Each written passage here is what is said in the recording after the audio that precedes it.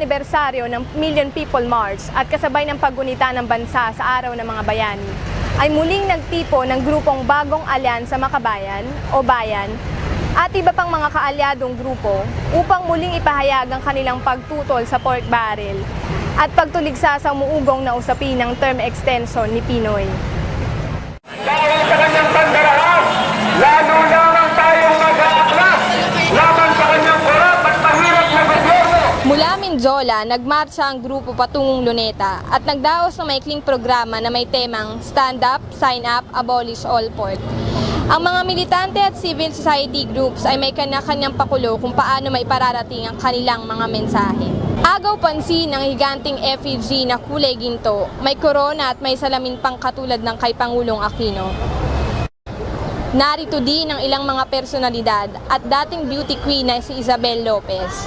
Ang corruption po, sobra-sobra, sila lang po nakikinabang. Present din si May Paner o mas kilala bilang Wanna Change na nagdamit balerina na may maskara pang baboy. Kung talaga pasaway ka, 2 taon na lang, hindi ka pa umayos sa kasi niya. Listen to the boss, not the bosses. Your head. Sa Luneta, ginanapang sign-up drive upang ganap na maisabatas ang People's Initiative Bill na target makalikom ng 6 na milyong pirma na kakalapin hanggang Desembre at ipapasa sa COMELEC.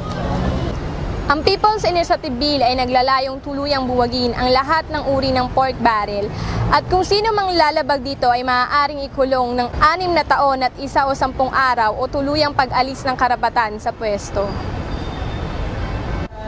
Isa ang anak pawis sa nagtutulak ng People's Initiative Bill dahil ayon sa kanila, lumalala ang korupsyon na nagreresulta ng pag-alis ng mga serbisyo at karapatan para sa mamamayan.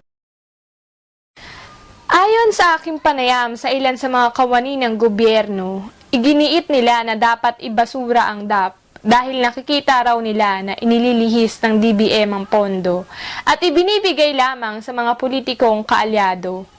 Taong 2013 nang isiwalat ang bilyong-bilyong pork barrel funds ng mga mambabatas at simula noon ay naging pamilyar na ang mamamayan sa PDAF.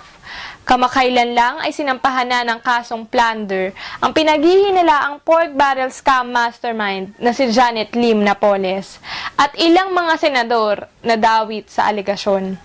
Iginiit ng palasyo na wala ng pork barrel sa national budget simula nang idiniklara ng Korte Suprema na unconstitutional ang PDAF. Ayon kay Bayan Secretary Renato Reyes, ang punot dulo ng pagsulong dito ay korupsyon at accountability. Hirit pa niya, posibleng tumatakas lang raw ang Pangulo sa kanyang pananagutan sa pagpapatupad ng Disbursement Acceleration Program, kaya nito isinusulong ang tsatsya. Ang ganitong kilos protesta raw ay masidhing indikasyon at hindi dapat baliwalain dahil galit na ang sambayanan sa korupsyon at naghahanap na ng pagbabago. Alas 3 ng hapon ay nagmarsa pabalik ang mga grupo dito sa Don Chino Roset Bridge o Mindiola kung saan nila idinaos ang mapayapang pagtatapos ng kilos protesta.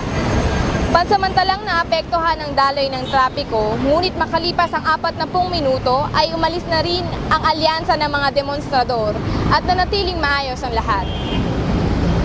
Ako po si Gian Pauline El Santiago, nag-uulat.